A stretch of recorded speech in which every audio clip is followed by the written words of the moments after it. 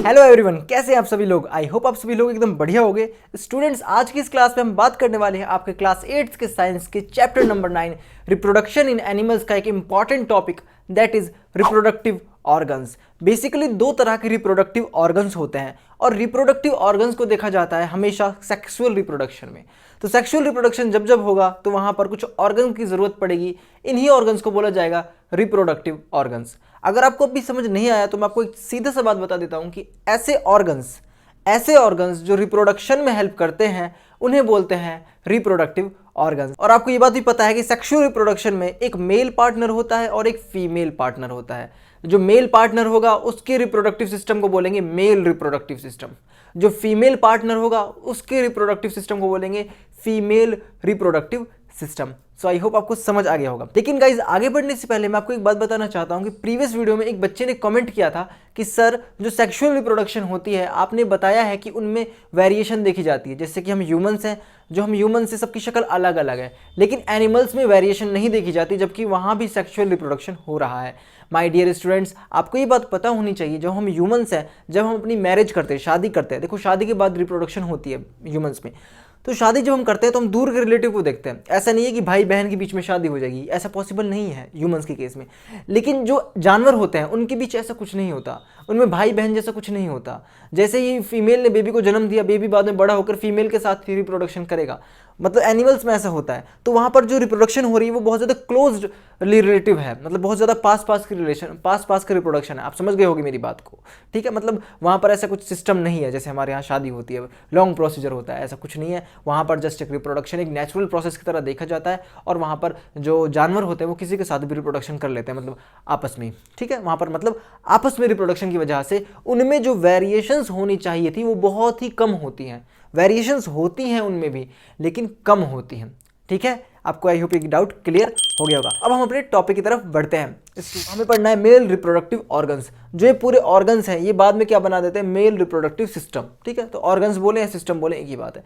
अब यहाँ पर मेरी बात ध्यान से समझना कि मेल रिप्रोडक्टिव ऑर्गन्स में सबसे पहला जो प्राइमरी सेक्स ऑर्गन होता है, उसका नाम होता है testis. Testis is the primary sex organ. Testis किस तरह के होता है, कुछ इस तरीके का स्ट्रक्चर होता है टेस्टिस मेल के केस में, ठीक है।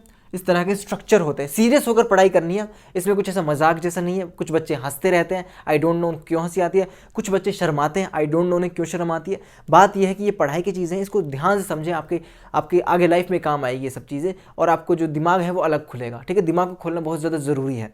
सो इसमें कुछ ऐसा शर्माने का या फिर शरारत वाली बात करने की चीज़ नहीं है। क्लास में अगर तुम मेरे होते तो एक आध बच्चे को चाटा भी लग जाता कहने का मतलब ये कि सीरियस होकर पढ़ाई करो।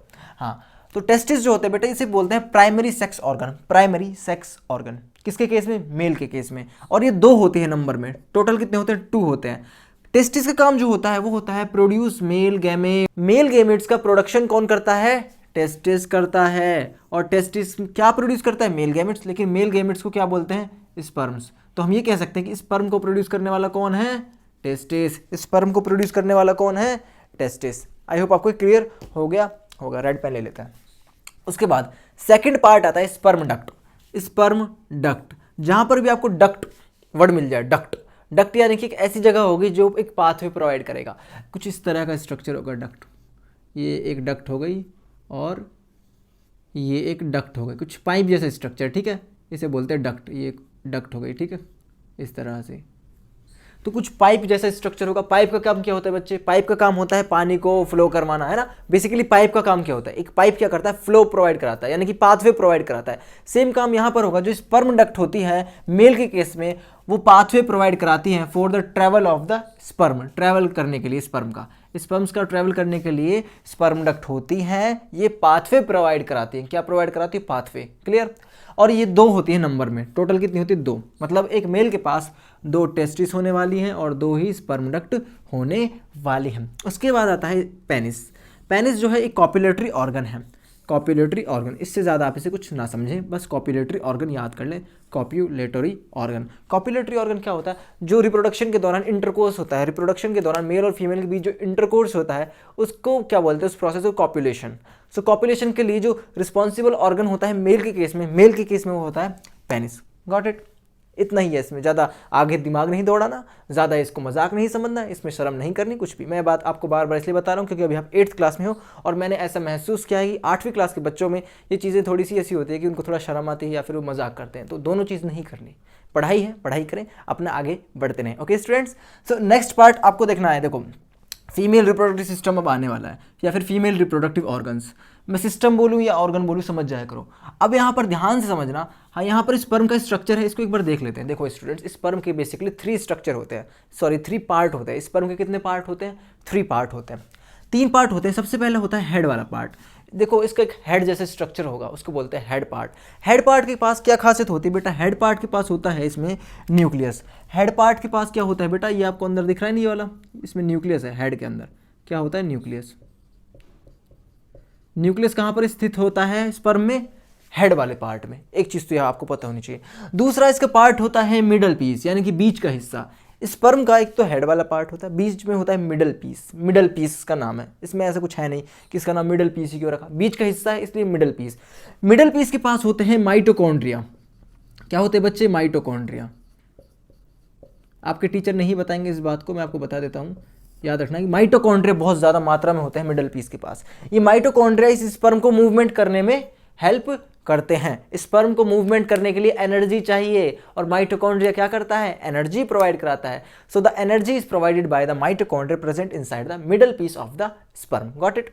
उसके बाद जो इसका मूवमेंट होता है, मतलब टेल की वजह से ही तो होगा, टेल ही तो मूवमेंट करवाएगी, है ना? तो टेल क्या कराती है? मूवमेंट। मिडल पीस क्या कराता है? एनर्जी प्रोवाइड कराता है because of the presence of the mitochondria. Head के पास क्या होता है? न्यूक्लियस होता है। Got it? अभी हम ना फर्टिलाइजेशन का प्रोसेस पढ़ने वाले हैं, उसके लिए ये पढ़ना जरूरी है, ठीक है? इसलिए हम इसको ऐसे पढ़ रहे हैं डिटेल से। उसके बाद माय स्टूडेंट्स देखिए, फीमेल रिप्रोडक्टिव ऑर्गन। हमने मेल रिप्रोडक्टिव ऑर्गन पढ़ा, आपने पढ़ा, समझा। आपको एक काम करना है, मेल रिप्रोडक्टिव ऑर्गन को आपको कमेंट में लिखना है कि कौन कौन से होते हैं। Testis, sperm duct, penis. बस टेस्टिस, स्पर्म डक्ट, पेनिस, ये आपको लिख देना है, ठीक है? अभी लिख देना है, अभी लिखिए, जल्दी आगे बढ़ते हैं। फिर हम वीडियो को पॉज करके लिख लीजिए। उसके बाद my dear students, female reproductive system या फिर female reproductive organs. Female reproductive organs में भी 3 ऑर्गन आते हैं बेसिकली। क्लास 10th में आप जाएंगे तो थोड़ा डिटेल से पढ़ेंगे, क्लास 12th में आप जाएंगे तो और डिटेल से पढ़ेंगे। अभी आपको इतना ही पढ़ना है जितना मैं बता रहा हूँ। देखो सबसे पहले होगा ओवरीज। ओवरीज होती है 2 in number. These are also the primary sex organ. जैसे टेस्टिस प्राइमरी सेक्स ऑर्गन है। प्राइमरी सेक्स ऑर्गन वो ऑर्गन होता है जिसमें गैमेट्स बनते हैं। सो टेस्टिस जो था वो मेल के केस में सेक्स ऑर्गन था, प्राइमरी सेक्स ऑर्गन था। प्राइमरी, याद रखना, प्राइमरी हमेशा। प्राइमरी सेक्स ऑर्गन कौन था? मेल के केस में टेस्टिस। उसी तरीके से फीमेल के केस में ओवरीज होगा। क्या होगा? प्राइमरी सेक्स ऑर्गन होगा my dear students. Primary sex organ इसलिए होगा क्योंकि गैमेट प्रोड्यूस करेगा। हम बात कर रहे हैं फीमेल की, तो यहाँ पर ये फीमेल गैमेट्स प्रोड्यूस करेगा। फीमेल गैमेट्स कौन से होते हैं? ओवम, ठीक है? फीमेल गैमेट्स कौन सा प्रोड्यूस करेगा? ये ओवरीज कौन सा करेगा बच्चे? ओवम, ठीक है? 2 इन नंबर होता है, फीमेल गैमेट्स प्रोड्यूस करता है। अच्छा, एक टर्म होती है ओवा, एक टर्म होती है ओवम। ओवा, ध्यान से समझो, जो ये ओवम है, पहले इस ओवम को देखो। ओवम, ओवम का मतलब होता है single female gamete, single female gamete. अगर मैं यहाँ पर लिख दूँ ओवा, मैंने यहाँ पर लिख दिया ओवा, OVA, तो ये प्लूरल वर्ड है। मतलब कि जब मैंने लिख दिया ओवा तो वहाँ पर बहुत सारे मल्टीपल क्या होंगे? फीमेल सेक्स गैमेट या फिर फीमेल गैमेट्स होंगे। Got it? तो ओवा जो है प्लूरल फॉर्म है, ओवम जो है सिंगुलर फॉर्म है। जब हम बोलते हैं ओवम तो समझ जाना कि एक फीमेल गैमेट है। जब हमने बोला ओवा यानी कि मोर देन 1 फीमेल गैमेट है। Okay, got it? उसके बाद माय डियर स्टूडेंट देखिए सेकंड पार्ट इसका, किसका? इधर फीमेल रिप्रोडक्टिव सिस्टम का, फैलोपियन ट्यूब्स। फैलोपियन ट्यूब्स कैसी होती है? ट्यूब जैसा होता है स्ट्रक्चर, कुछ इस तरीके से होता है। देखो अभी मैं इसका स्ट्रक्चर अभी बना नहीं रहा, कुछ इस तरीके का स्ट्रक्चर होता है फैलोपियन ट्यूब। फैलोपियन ट्यूब के यहाँ ऐसे ओवरीज अटैच होती है। तो ये फैलोपियन जो ट्यूब है, ये पूरी ट्यूब है फैलोपियन ट्यूब, ये पूरा स्ट्रक्चर फैलोपियन ट्यूब का ही है।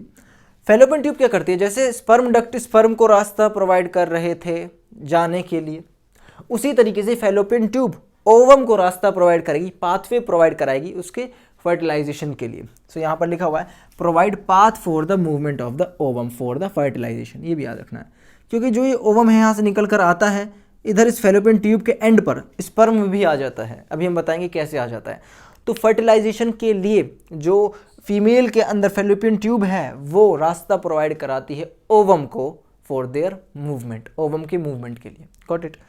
उसके बाद यहाँ पर आता है यूटेरस। यूटेरस एक ऐसा पार्ट है, देखो फैलोपियन ट्यूब से आएगा ओवम, फैलोपियन ट्यूब से आएगा ओवम, मेल से आएगा स्पर्म, स्पर्म और जब ओवम आपस में फ्यूज़ होंगे, स्पर्म और ओवम जब आपस में फ्यूज़ होंगे माय डियर स्टूडेंट्स, तो वहाँ पर हो जाएगा फर्टिलाइजेशन। फर्टिलाइजेशन के बाद बनता है जाइगोट, जाइगोट वहाँ पर बनेगा। अब उस जाइगोट को करना है डेवलप, उस जाइगोट को डेवलप करने के लिए चाहिए होगी एक जगह, स्पेशल जगह जहाँ पर सिर्फ जाइगोट डेवलप हो और कुछ एक्टिविटी ना हो। तो वहाँ पर ये जगह जो होती है जहाँ जाइगोट डेवलप होता है माय डियर स्टूडेंट्स, वो होता है uterus. Uterus is the site for the development of zygote, और जाइगोट बाद में डेवलप होकर एम्ब्रियो बना लेता है। तो हम ये भी कह सकते हैं it is the site for development of zygote या फिर embryo in the female. Got it. तो आई होप आपको ये सब क्लियर हो गया होगा। यहाँ पर हमने एक स्ट्रक्चर बनाया हुआ है ओवम का। देखो यहाँ पर जो बीच में आपको दिख रहा है ये तो इसका न्यूक्लियस है, और जो बाहर की लाइंस है ये बाहर की लेयर्स हैं। ये लेयर्स जो होती हैं ये ओवम के पास होती हैं इसको प्रोटेक्शन प्रोवाइड कराने के लिए। ठीक है, ओवम के पास होता क्या है, जब स्पर्म इसके पास आते हैं कई सारे, मान लो एक स्पर्म ये आया, मान लो एक स्पर्म ये आया, एक स्पर्म मान लो ये आया, तो आप देख सकते हो जो ये वाला स्पर्म है मान लो ये फ्यूज़ कर रहा है इस ओवम के साथ। तो जब स्पर्म इसके साथ आएगा तो स्पर्म का जो हेड वाला पार्ट है माय डियर स्टूडेंट, देखो ध्यान से, हेड वाला पार्ट यहाँ पर अटैच हो जाएगा, जो इसकी टेल थी वो पीछे रह जाएगी, टेल जो है वो पीछे हट जाएगी, डिटैच हो जाएगी स्पर्म से।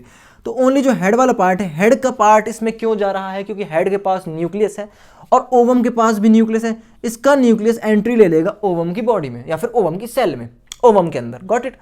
और इस ओवम के अंदर खुद न्यूक्लियस है, दोनों न्यूक्लियस आपस में फ्यूज हो जाएंगे। मान लो ये स्पर्म का न्यूक्लियस था, ये ओवम का न्यूक्लियस था, स्पर्म आया, ये मान लो स्पर्म ही था, ये इसने इसका हेड वाला पार्ट छोड़ दिया इस ओवम में। Got it. देखो हेड वाला पार्ट छोड़ दिया स्पर्म में और इसमें जाकर फ्यूज़ हो गया, इसमें जाकर फ्यूज़ हो गया। ठीक है, देखो इस तरीके से फ्यूज़ हो गया। जब ये फ्यूज़ हो गया, एक स्पर्म का न्यूक्लियस और एक ओवम का न्यूक्लियस आपस में फ्यूज़ हो गए। द यूनियन और the fusion of the male and the female gametes in the animals is known as fertilization. Fertilization is the process in which the male and the female gametes fuse. क्या fuse होता है उन दोनों का? Nucleus, या फिर हम कह सकते हैं the fusion of the nucleus of the sperm and the ovum results in the formation of a structure called zygote. और इस प्रोसेस को फर्टिलाइजेशन कहा जाता है। ठीक है, अब मैंने कई बार आपको चीज़ें रिपीट भी कर दी ताकि जो वीक बच्चे मतलब कि जो जिन्होंने ये चीज़ें पहले नहीं पढ़ी ध्यान से, उनको क्लियर हो गया होगा, और जिन बच्चों ने पहले का पढ़ रखा था उनका बेस और स्ट्रांग हो गया होगा।